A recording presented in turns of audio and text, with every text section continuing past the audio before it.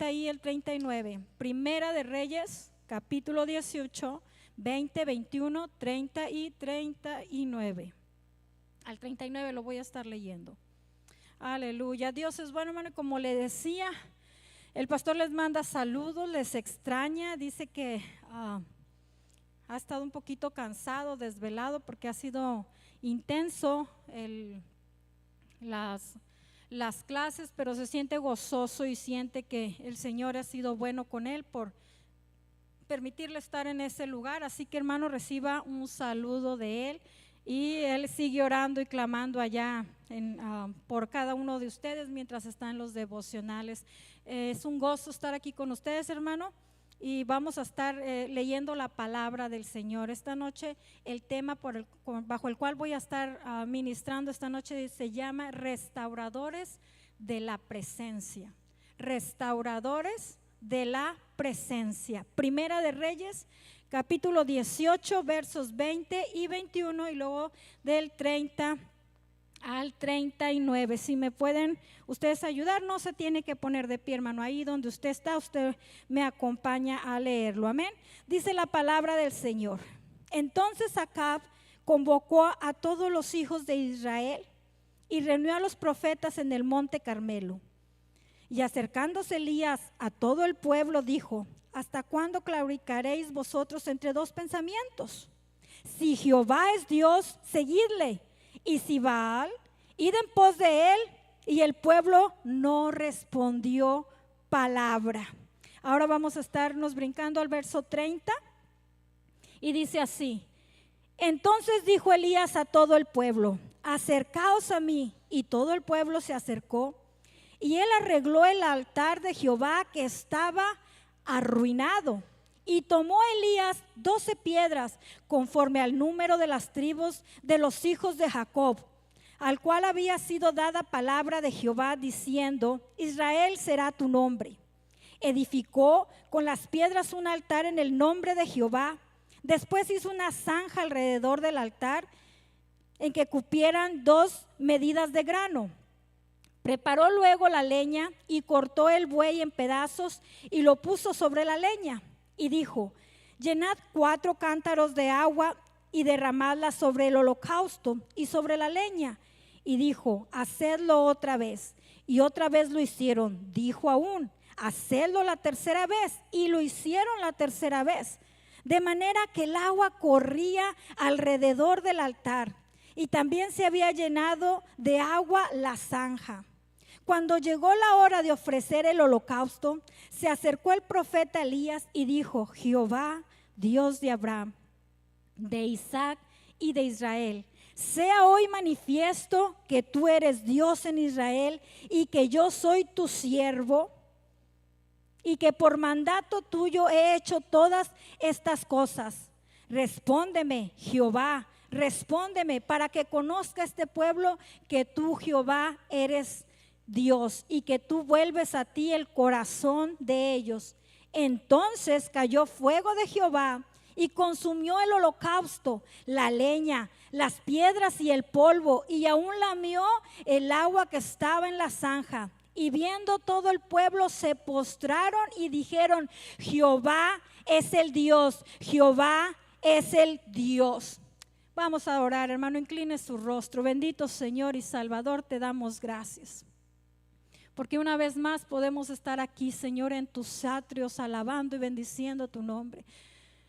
Hemos adorado y cantado, Señor, nuestra lengua ha declarado tus maravillas, y con gozo, Señor, hemos adorado tu nombre, Padre. Ahora te pedimos, Señor poderoso, que uses mi persona, que mengue yo, Señor, y que tú seas exaltado mientras tu palabra es predicada, Señor. Los corazones puedan ser llenos de ti, Dios, que esta palabra, Señor, pueda producir en ellos, Señor, cambios, pueda producir producir en ellos, Señor, esa motivación para seguir adelante, puedan anclar su fe en el Dios verdadero, en el Dios eterno, en el Dios que está aquí con nosotros esta noche, bendito Salvador, y que aún nos sigue hablando por su palabra, nos sigue hablando, Señor, a través de los ministros. Te damos a ti toda la gloria, la honra y toda la alabanza, porque solo tú la mereces. Y el pueblo de Dios dice: amén, aleluya. Hermano, esta noche le estoy hablando bajo el tema restauradores de la presencia. Restauradores de la presencia. Fíjese que los avivamientos se producen cuando una persona comienza a arder. En su corazón empieza a haber un celo porque las personas se vuelvan al Señor, porque las personas conozcan a Dios. Empieza a ver esa llama dentro de él que quiere que las personas una vez más tengan una relación con el Señor.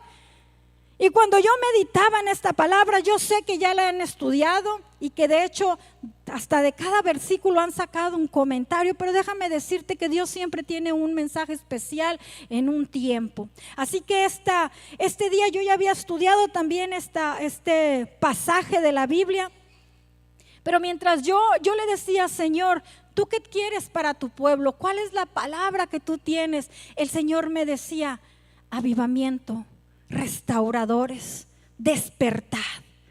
Y yo le decía: sí, Señor, pues yo estoy lista. Habla mi corazón, ministrame a mí para que tu pueblo también sea ministrado. Y el Señor me llevaba y me recordaba, fíjese hermano, me recordaba que Evan Roberts era un joven de Gales. Y este joven había sido criado en una familia, en un seno de una familia bautista. Y esta familia amaba a Dios. El padre de Robert siempre les inculcó desde pequeños a que leyeran la Biblia. Dice que cada uno de los hijos del papá de Robert tenía una Biblia. Inclusive cada una de la Biblia de sus hijos estaban bastante gastadas. Dice que en el tiempo de este joven la iglesia asistía. Los miembros de la iglesia asistían más bien por un compromiso moral, o muchas veces por miedo. Ni siquiera era temor a Dios, era miedo a Dios. Ay, no me vaya a mandar Dios al infierno, o porque ¿qué dirán? Y este joven ardía con la presencia de Dios. Y cuenta Robert Leander, el que escribió Los Generales de Dios, cuenta en su libro y dice que este joven, el papá de este joven tuvo un percance. Por lo tanto, Robert tuvo que dejar la escuela y se fue a trabajar a las minas. Pero dice que era tanto el amor de él para que la gente conociera a Dios, que él se paraba todas las mañanas a la entrada de la mina y empezaba a darle un texto a cada uno de los que iban a entrar a la mina. Y le decía: este texto te lo doy a ti, medita todo el día en esta palabra y cuando salgas, pues aquí nos vemos. Entonces este joven le daba a estos rudos trabajadores un mensaje que ellos, estando allá adentro, pues muchas veces ni se acordaban de lo que este joven les había dado. Y cada que ellos salían, cuando terminaban sus jornadas laborales, dice que ellos salían y Robert estaba parado ya ahí rapidito, ahí derechito, esperando que estos hombres le dijeran qué era lo que Dios le había hablado, qué era lo que ellos. Entonces él estaba en una desesperación y dicen que clamaba por las noches y pedía un avivamiento, y él decía que su corazón ardía fervientemente por Dios, y que eso que él tenía en su corazón, él quería que todo el pueblo lo tuviera, que amaran a Dios como él lo amaba, que lo conocieran de la misma forma que él estaba conociendo a Dios. Y uno de sus amigos cuenta y dice que una vez estando con él en la misma habitación habían salido, y dice que oraron los dos por la noche, habían leído la palabra, habían hecho comentarios, y dice que estando él como eso de las 3 de la mañana acostado en su cuarto, él solamente oía un quejido y un murmullo. Era algo así como un dolor que salía de un vientre, y él se despertó y ahí estaba Robert intercediendo por el pueblo de Gales, que hubiera un despertar y que el pueblo de Dios se levantara y fuera luz. Y así fue como empezó el avivamiento. Este joven que ardió empezó a predicar la palabra. En aquel tiempo, dice, estaba predicando en una iglesia bautista, y dice que inclusive la forma de predicar de Robert se salía del contexto, salía de lo que estaban acostumbrados a ver. Él empezaba a caminar y empezaba a arder, y la palabra del Señor salía por la boca de él de tal forma que la gente suspiraba y lloraba cada vez que lo escuchaba. Había algo que traía una convicción, y era el Espíritu de Dios que estaba en la vida de este joven y que lo podía transmitir a los demás. Era tanto el ardor de este joven por la presencia de Dios, que trajo un avivamiento a las ciudades. Aquellos hombres mayores, maestros de la palabra, que un día él estuvo escuchando, ahora se sentaban a los pies de este muchacho para escuchar lo que Dios tenía a través de un corazón que ardía, de un corazón que estaba deseoso porque todos supieran lo que él sabía. Y hermano, este muchacho dice que cuando trajo este avivamiento, que allí en Gales se convirtieron las prostitutas, se cerraron las tabernas, las que antes estaban prostituyendo ahora estaban enseñando la palabra de Dios. Hubo un cambio radical en la ciudad. ¿Y por qué hubo un cambio radical? Porque había un joven que ardía por la presencia de Dios. Y mientras nosotros estudiamos el libro de los Reyes, nosotros podemos ver cómo el pueblo de Dios se desvía. Empieza a haber una situación tan terrible en el pueblo de Dios, que primero, siendo una sola nación, se divide. Y esta nación ahora se convierte en Judá y el reino del norte. Hermano, ¿por qué se tenía que dividir? Porque el hombre estaba tomando el lugar de Dios. El hombre se había olvidado de Dios, andaba según sus caminos. Y eso es algo tremendo, cuando el pueblo de Dios empieza a vivir sus caminos, aún diciéndose pueblo de Dios. Era una situación tan terrible, se habían vuelto otros dioses, habían levantado un altar. Inclusive el pastor Sindwall, él dice que cuando Jeroboam levantó ese altar, él lo llama el altar de la conveniencia. Porque cuando se dividió el reino de Israel en el reino de Judá y el reino del norte, que era Israel, Dios le dio una palabra y levantó a Jeroboam como rey.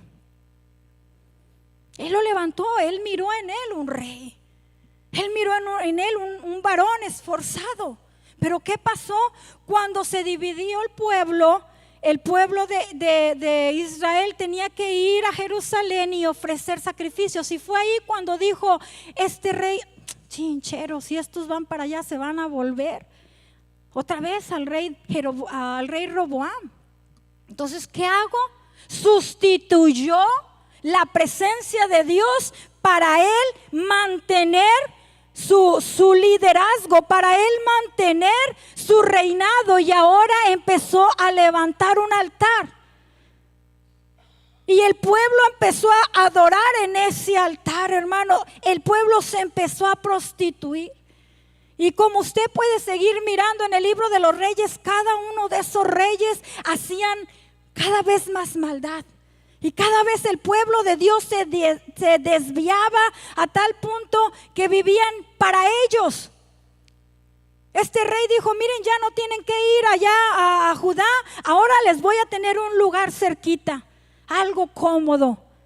Eso me suena como que, pues, ¿para qué vamos a la iglesia si tenemos el live? Algo bien fácil.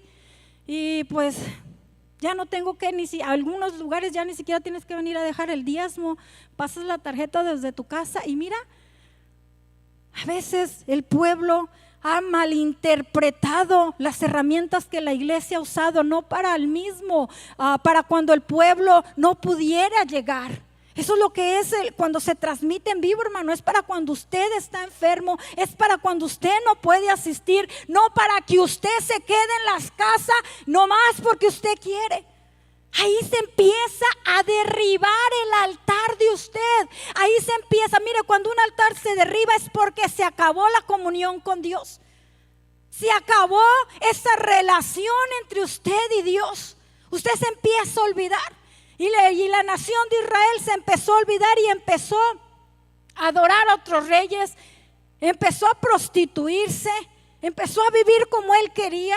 Y eso me suena a los tiempos de hoy, igual a los tiempos que Robert Ebert estaba pidiendo por un avivamiento. Él miraba la necesidad de volver a encender la llama, de volver a levantar el altar, hermano, porque es tan sencillo. Por una cosa tan pequeña empezamos y después se hace más grande, nos termina comiendo y se termina quebrando el altar de Dios.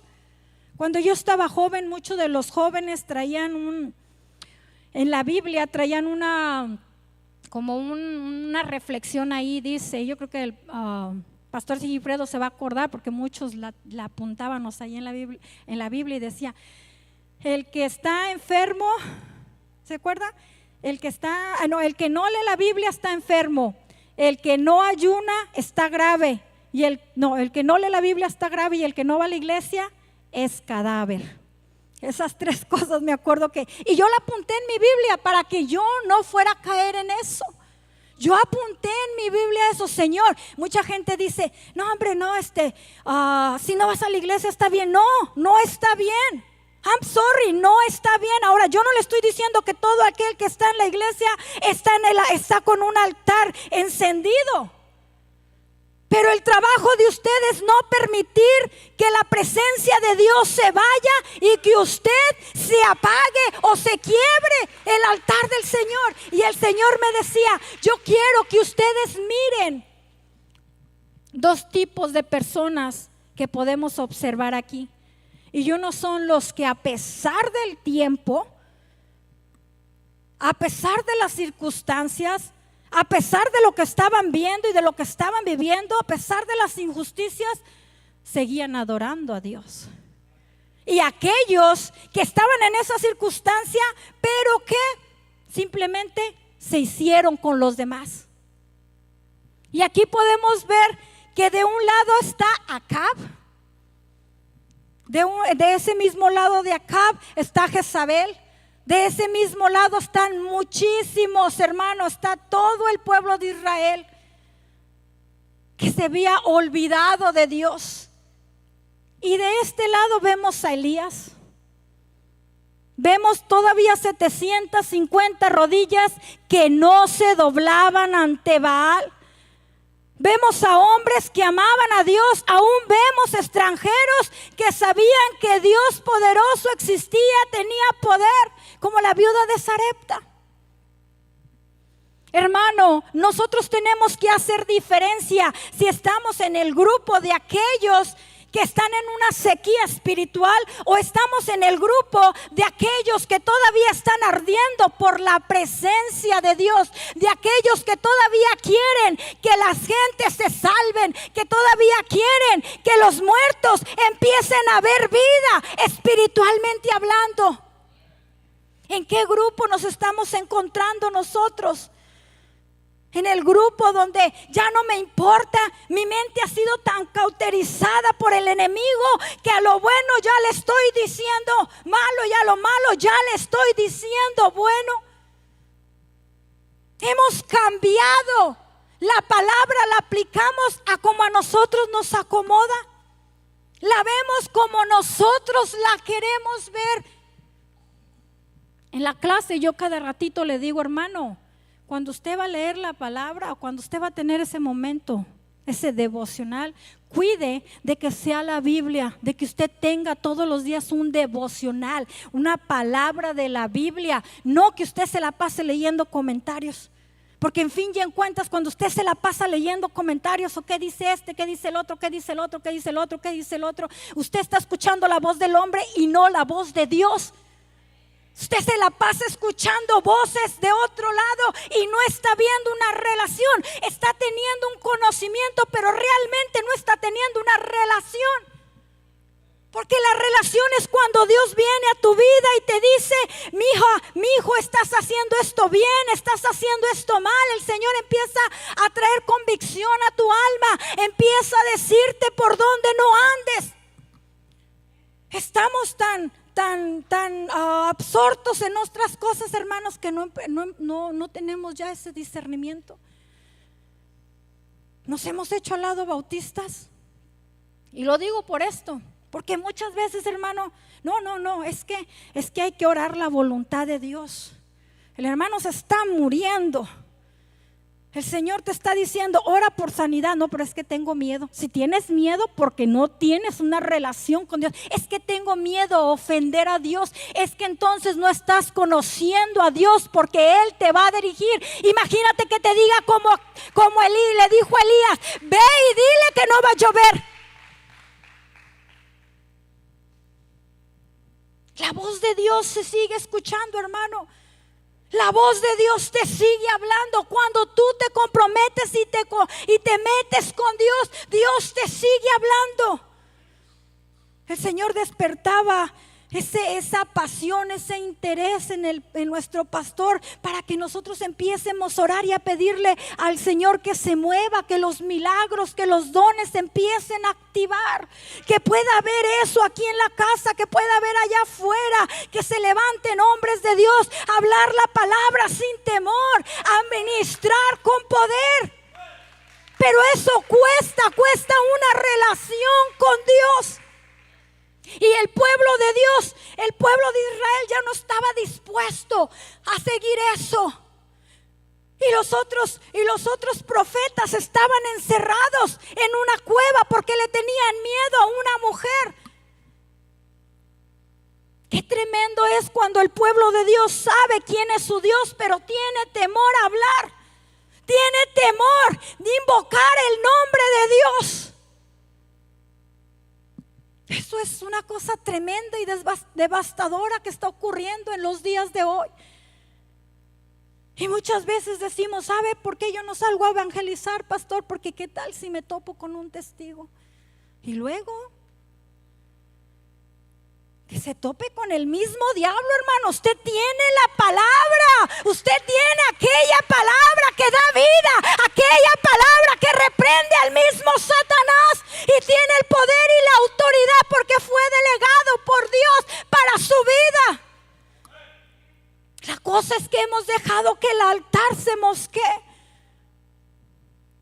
Y la diferencia de estos dos grupos, hermano, era de que dice, leí en el Tanaj, según el rabino Jacob Henry, dice que cuando esto es extra, es un comentario, de este rabino, y dice que cuando Elías va y se presenta a Acab para decirle que no va a llover, dice este rabino que en las historias que cuenta el pueblo judío, dice que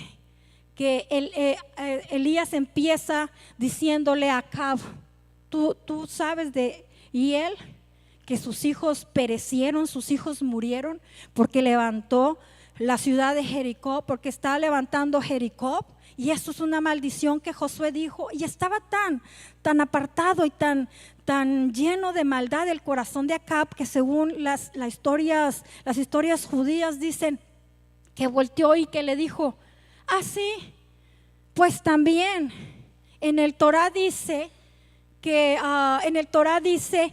cuando el pueblo se desvíe tras otros dioses o adoren otros dioses, no va a haber lluvia. Y eso encendió a Elías. Y dice, y si imagínate, porque él no creía que los hijos de Hiel habían muerto por la maldición que Josué había dado para que no se levantara más esa ciudad. Y dice que le dice, imagínate si Moisés, que dijo esta palabra, que no llovería cuando el pueblo se desviara, no ha pasado. Nos hemos desviado y tenemos agua todavía. Y dice, conti más por la palabra de su siervo José. Dice, no creo eso. Y dice que cuando pasó eso fue cuando Elías le dice, dice Jehová que no va a haber agua, no va a haber lluvia hasta que yo no dé la palabra. Imagínense qué poder tenía este hombre, qué comunión tenía con Dios. Y aquí vamos a empezar a mirar la diferencia entre los que habían derribado el altar y los que todavía lo tenían levantado. Elías tenía levantado todavía su altar. Por eso cuando empezó empezó la sequía y cuando se empezaron a enojar contra él y que iban a empezar a armar para matarlo, el Señor se lo lleva. Y dice que se lo lleva y ahí él lo empieza a alimentar. Del arroyo lo empieza a alimentar. Los cuervos le traían pan y le traían la carne, hermano. Usted se puede imaginar el poder de Dios. Por eso el Señor, cuando usted está pasando por una situación, le dice, no he visto justo desamparado ni su descendencia que mendigue pan. Hermano, cuando usted se acerca al Señor, cuando usted espera en el Señor como esperó Elías, usted no tenga temor de lo que está pasando. Espere en el Señor, confíe en el Señor. Si el Señor le dijo, quédate aquí, espera en mí. Pero ¿qué pasó después de ahí? Mientras Acab se empezó a preocupar porque no había agua, empezó a preocuparse por todo eso y a seguirle dando rienda, se empezó a secar todo, hermano. Y ahora a buscar un lugar donde hubiera agua. Y el Señor en ese tiempo le dice a Elías, ok, se acabó tu tiempo aquí. Tú ya viste mi poder. Usted ha visto el poder de Dios. Tú ya viste mi poder, Elías. Ahora es tiempo que vayas a otro lugar. Y yo quiero que mire esto. Cuando usted tiene la presencia de Dios viva, ardiendo en su vida, y usted tiene comunión con Dios, el Señor lo va a llevar y lo va a poner hasta aún en la misma casa del diablo. Y lo lleva con una viuda a Sarepta, una ciudad fenicia, una ciudad donde también venía Jezabel, hermano. Allí estaba una viuda y esa viuda lo empezó a alimentar. Y esa viuda empezó a darle ese pan. Y empezó, dice la palabra de Dios, que no menguó la harina, que no menguó el aceite. Y tuvieron comida hasta que iba a llover.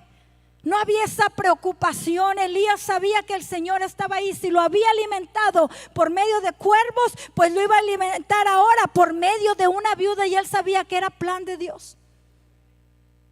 Mientras que aquellos que habían derribado su altar ahora andaban desesperados por el agua, buscando un pequeño pasto para que sus animales pastaran. Hermano, cuando nosotros no estamos en la voluntad ni en la presencia de Dios, vamos a andar desesperados buscando soluciones. Vamos a andar desesperados buscando dónde encontrar la solución, en lugar de venir a Dios y esperar bajo su sombra, esperar su voz y esperar que Él nos diga cómo debemos actuar o qué debemos hacer.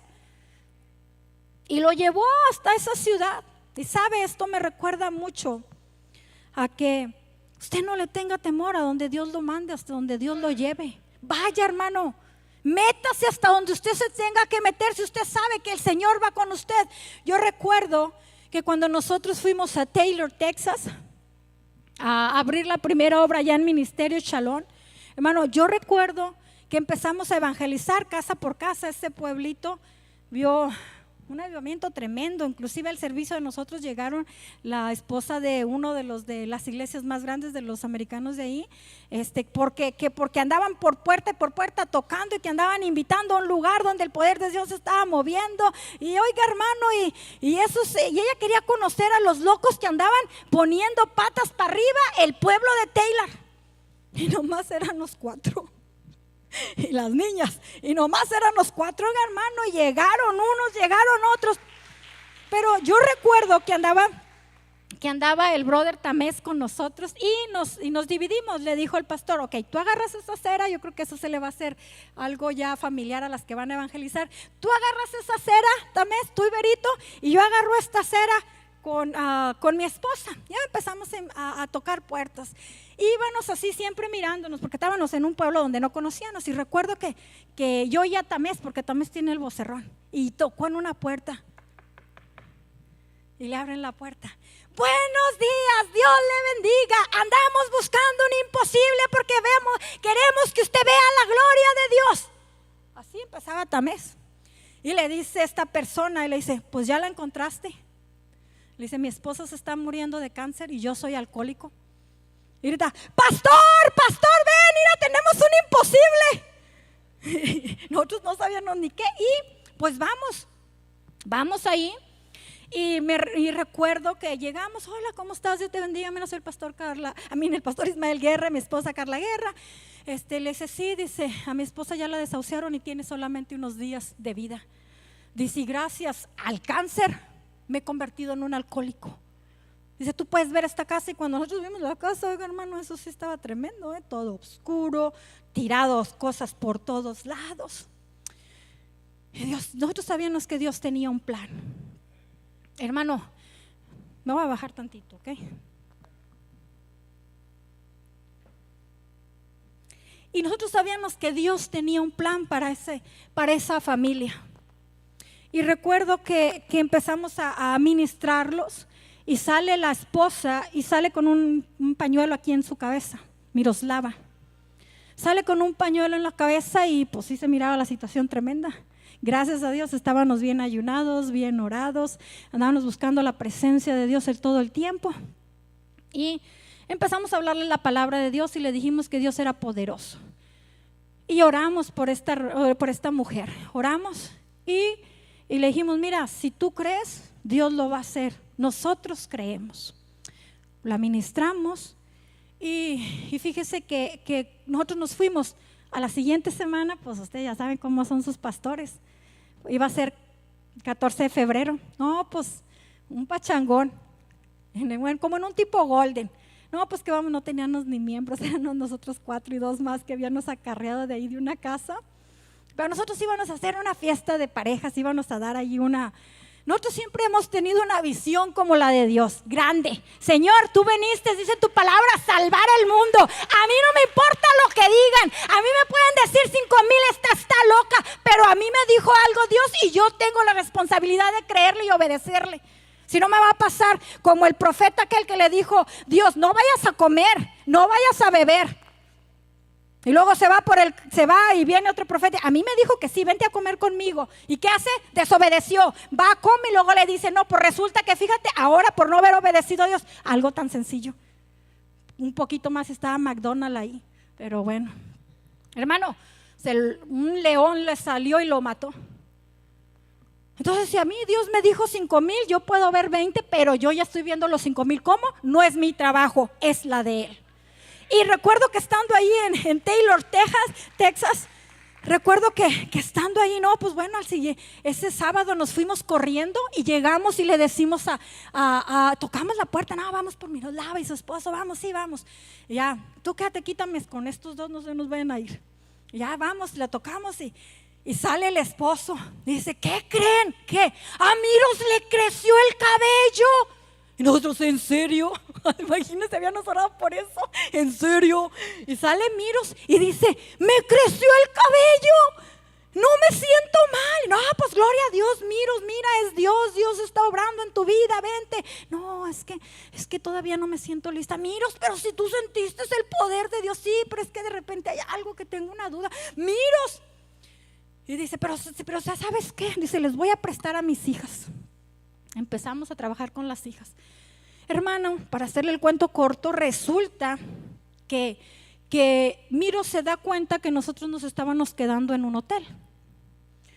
Y dice, oigan, ¿por qué no se quedan mejor con nosotros aquí en el garaje? Quédense aquí con nosotros y ahí quédense en el garaje. No tienen que pagarme nada. No, pues bueno, pues gloria a Dios, ya no vamos a pagar hotel, vámonos al garaje de Miros. Y nos fuimos al garaje de Miros, pero oiga, andábamos evangelizando y trayendo gente, ya teníamos bastantita gente ahí. Bueno, bastantita no, como unos 10.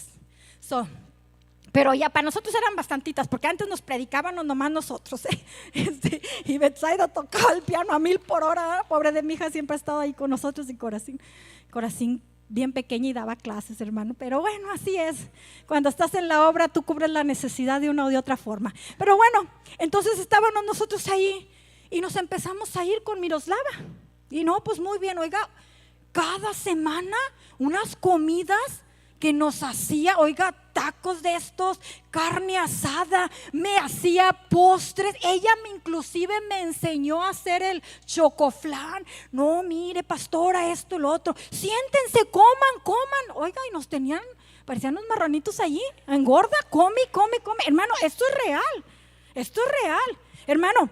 Y entonces Vero y Tamés fueron a casa de una persona y se sentaron en un sillón y se les subieron las chinches, así, hermano, literal. Guerra, se me subieron las chinches. También, si me estás viendo, todavía me acuerdo de todas esas experiencias tan hermosas. Y recuerdo que por las chinches se ganó una familia.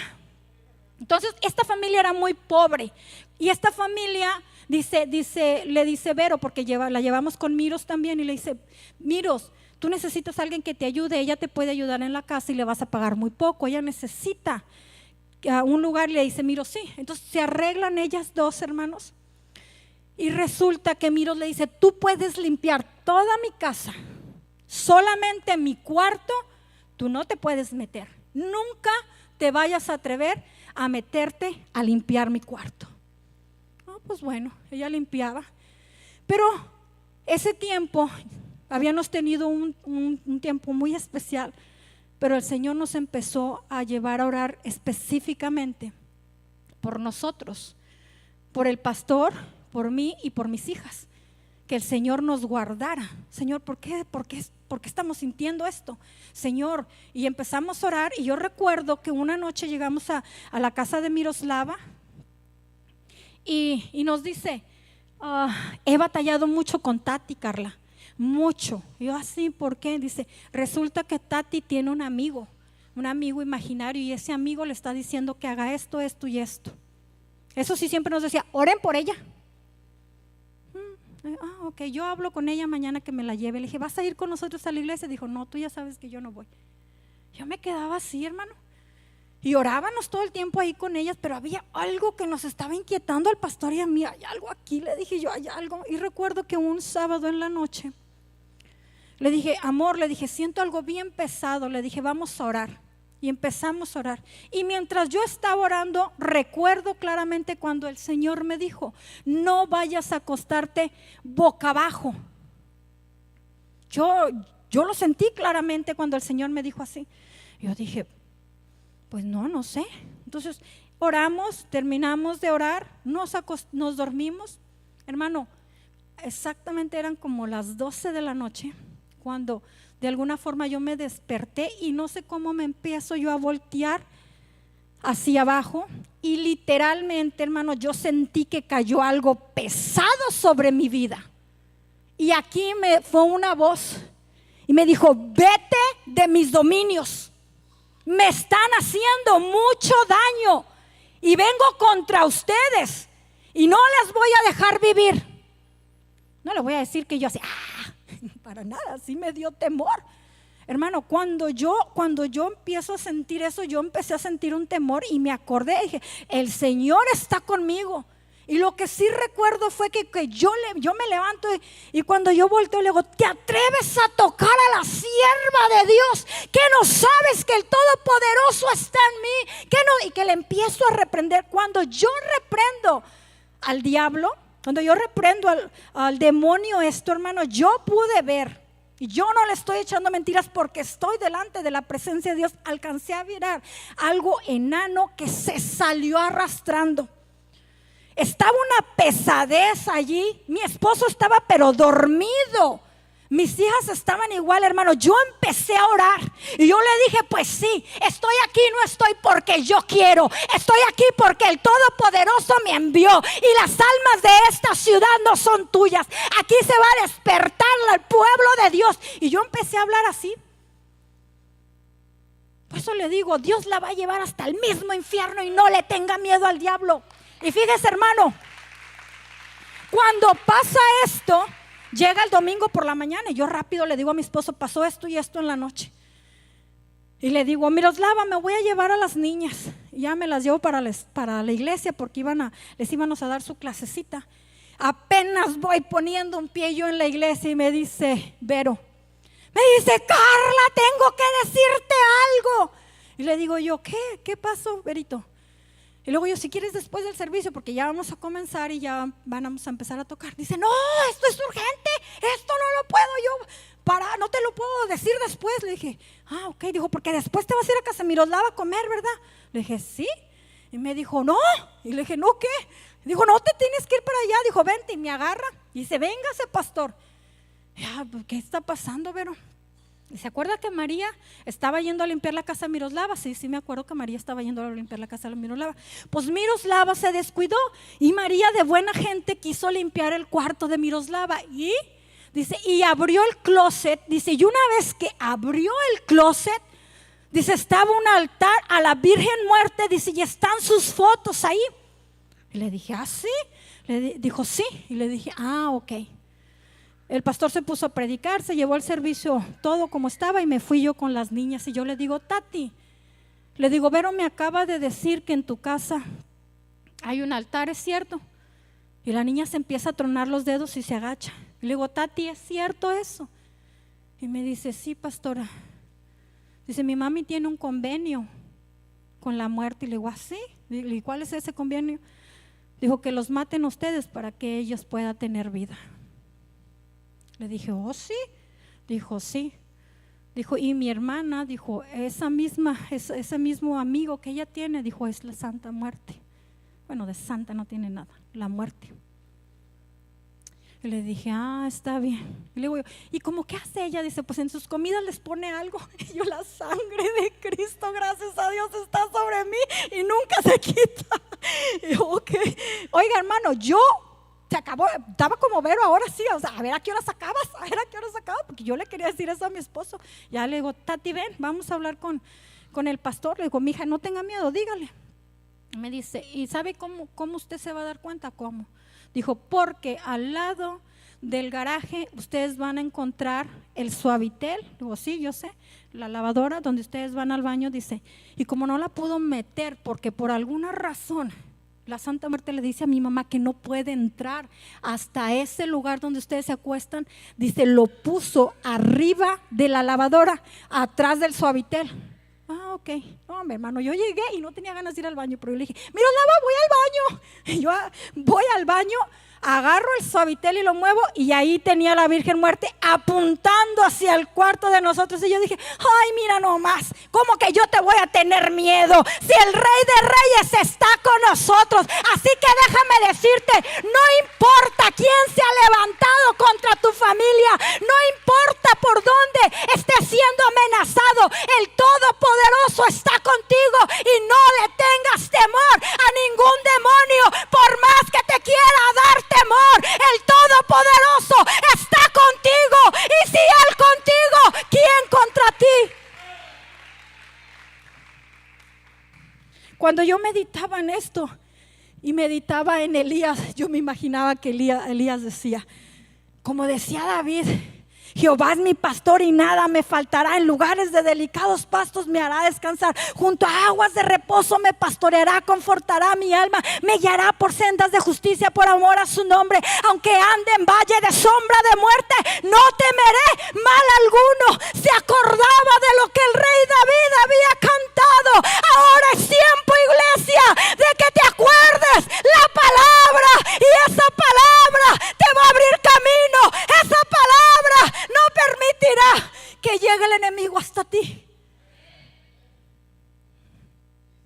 puede ver la gran diferencia entre unos que le sirven a Dios y tienen el altar levantado, aquellos que no.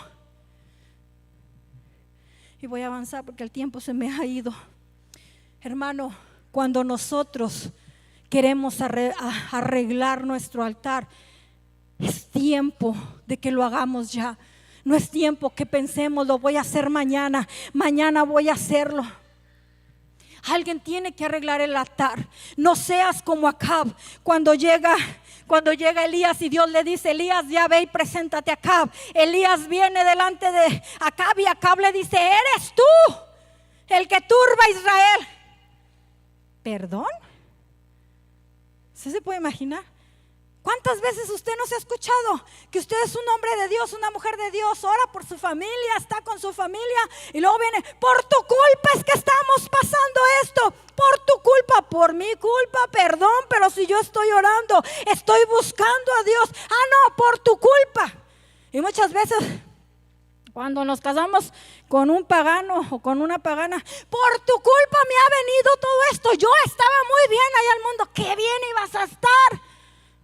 El enemigo trapeaba y barría contigo y tú dices que estás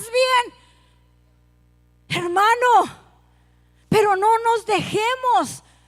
No, si usted siente que usted es de las personas que no es por la culpa de aquel, no es por la culpa, entonces su altar se está cayendo. Cuando usted empieza a culpar a otros, cuando usted empieza a mirar de otro lado, su altar se está derribando. Y le dice Elías: perdón. ¿Quién es el que ha provocado a celos a Dios? ¿Quién es el que ha invocado a otros dioses? Si no has sido tú, Acab. No estemos haciendo un Dios de otras cosas, hermano. Muchas veces hacemos dioses de aún de nuestro trabajo, del deporte, de la televisión. Cuida que tu altar no esté siendo destruido por esas cosas. Y ahora vemos a un reparador de altar que dice: júntame al pueblo, júntame a aquellos sacerdotes de Baal, tráelos. Eran en número mayor que Elías. Le digo que no se crea de todo lo que usted lee, porque leyendo también a otro rabino, dice este rabino que dice que cuando se pusieron a hacer eso de que iba a descender el fuego, se hizo ese reto. Dice que pues resulta que los sacerdotes de Baal habían puesto abajo del altar, habían hecho un túnel y habían puesto una cosa para que saliera fuego y consumiera el altar. Yo digo: ¿en serio? No, si con una mano de chango ahorita batallas para escarbar, imagínate en ese tiempo. Yo: no, hombre, hay que tener cuidado con lo que leemos, porque no todo lo que dicen ellos quiere decir que va a estar bien. Y yo me pongo a pensar: allí está Elías enfrente de tantos. Ahí está todo un pueblo que está a favor de Baal, que está confundida, que su mente, pero vemos a un Elías que dice: ¿sabes qué? Yo quiero que este altar sea reparado. Y una vez que Elías desea eso, dice la palabra de Dios, ahí voy a estar leyendo, dice: entonces dijo Elías a todo el pueblo: acercaos a mí. Después de que los sacerdotes de Baal no pudieron hacer descender el fuego en el altar de ellos, dice la palabra de Dios en el verso 30. Entonces dijo Elías a todo el pueblo: acercaos a mí. Y todo el pueblo se acercó, y él arregló el altar de Jehová, que estaba arruinado. Y tomando Elías 12 piedras conforme al número de las tribus de los hijos de Jacob, el cual había sido dada palabra de Jehová, diciendo: Israel será tu nombre, edificó con las piedras un altar en el nombre de Jehová. Ahora, como piedras vivas, iglesia, edifica el altar en Cristo, que es la piedra angular, es la piedra que ciertamente aquellos desecharon, pero para Dios es preciosa. Así que edifica tu altar sobre esa roca que es inconmovible. Y dice: y edificó con las piedras un altar en el nombre de Jehová. Después hizo una zanja alrededor del altar, en el que cupieran 2 medidas de grano. Se dice que es la medida de la zanja que estaba haciendo. Pero ¿por qué se menciona la medida de grano? Elías quería recordarle que la segunda ofrenda era la ofrenda del grano. Era una ofrenda voluntaria, una ofrenda que se daba para adoración y en recordación de que todo lo que el pueblo tenía había provenido de la mano de Dios. Tu trabajo, todo lo que tú tienes, no dejes que el orgullo gane y diga: lo he logrado porque yo soy fuerte o inteligente. Lo has logrado porque Dios poderoso está contigo y ha puesto gracia y favor. Así que no se te olvide de dónde viene la bondad del Señor. No se te olvide. No viene por tu familia, viene por Dios. Dice: y preparó la leña y cortó el buey en pedazos y lo puso sobre la leña y dijo: llenad 4 cántaros de agua y derramarla sobre el holocausto, sobre la leña, y haced. Y dijo: haced otra vez. Y otra vez lo hicieron. Dijo aún: hacedlo la tercera vez. Y lo hicieron la tercera vez, de manera que el agua corría alrededor del altar y también se había llenado de agua la zanja. Ese precioso líquido que en ese momento estaba faltando. Ese precioso líquido que en ese momento estaba trayendo una sequía tanto espiritual como material. En el tiempo de hoy en día hay una sequía espiritual. El mundo se muere porque no sabe dónde tomar el agua de vida. Y el Señor, recuerdo que ahí en Juan se levanta y dice: yo soy el agua de vida, el que tiene sed venga a mí y beba y no volverá a tener sed jamás. Cuando sientas que te hace falta tomar de la vida, tomar del agua que es Jesucristo, acércate a Él, acércate a tomar. Y después de que corría esa agua, dice: cuando llegó la hora de ofrecer el holocausto, se acercó el profeta Elías. Qué precioso, porque aquí vemos un hombre que ardía por Dios, que se había encontrado con el Todopoderoso. Y ese hombre de fuego, ese hombre que había hecho que iba a hacer descender fuego, ese hombre que amaba a Dios y que le temía, dice estas palabras: Jehová Dios de Abraham, de Isaac y de Israel, sea hoy manifiesto que tú eres Dios en Israel y que yo soy tu siervo, que por mandato tuyo he hecho todas estas cosas. Respóndeme, Jehová, respóndeme, para que conozca este pueblo que tú, oh Jehová, eres Dios y que tú vuelves a ti el corazón de ellos. Dice: y entonces cayó fuego de Jehová y consumió el holocausto. Una vez que este hombre se humilló, una vez que este hombre le dijo: Señor, respóndeme, respóndeme, el fuego cayó y fue consumido. Y eso provocó que el pueblo de Dios se acercara y dijera: Jehová es Dios, Jehová es Dios. Es tiempo que tú provoques a aquel que ves que está sentado, aquel que está viviendo una vida liviana espiritualmente, en sequía espiritual, que lo provoques, no con gritos, no amenazándole, no diciéndole te vas a ir al infierno, sino recordándole que hay un Dios de amor que está sufriendo en sequía porque Él quiere, porque Él está llamando y le está invitando: venir a mí los que estén trabajados y cargados, porque yo los haré descansar. El pecado ha hecho que el hombre esté cansado, esté triste, esté enfermo, esté deprimido, pero es tiempo que tú te levantes y empieces a restaurar los altares que están caídos. Y si en tu corazón está el altar destruido, dile: Señor, necesito levantar el altar, necesito una vez más estar contigo. Le voy a pedir a los músicos que pasen y vamos a adorar al Señor. Vamos a decirle: Señor, si te he ofendido, si realmente, Señor, no estoy haciendo como tú quieres que yo haga, si mi altar se ha estado derribando porque los afanes han venido a mi vida, porque creí que con lo que estaba haciendo era suficiente, hermano. Allá afuera hay un mundo que está sufriendo, aún aquí adentro hay gente que está sufriendo. Se habían desconectado de la presencia de Dios, pero es un día que volvamos a Dios. Vamos a entonar un canto.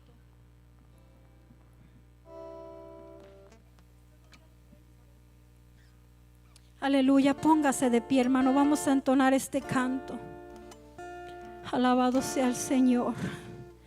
Vamos a dejar que el Señor nos rodee esta noche con su presencia. Vamos a dejar que el Señor empiece a levantar ese altar en nuestro corazón. O tal vez eres ese avivador, esa persona que está restaurando altares, que el Señor está poniendo en ti ese ardor, eso que está en tu corazón, y quieres que la gente se acerque, quieres que tu familia sienta eso que tú estás sintiendo. Dile: Señor, no permitas que nada apague, Señor, tu gloria. No permitas que nada apague tu mover en mi vida, Señor. Quiero ser usado, quiero ser reparador en esta noche, Señor. Yo necesito de ti. Oh, mi alma te alaba, Dios.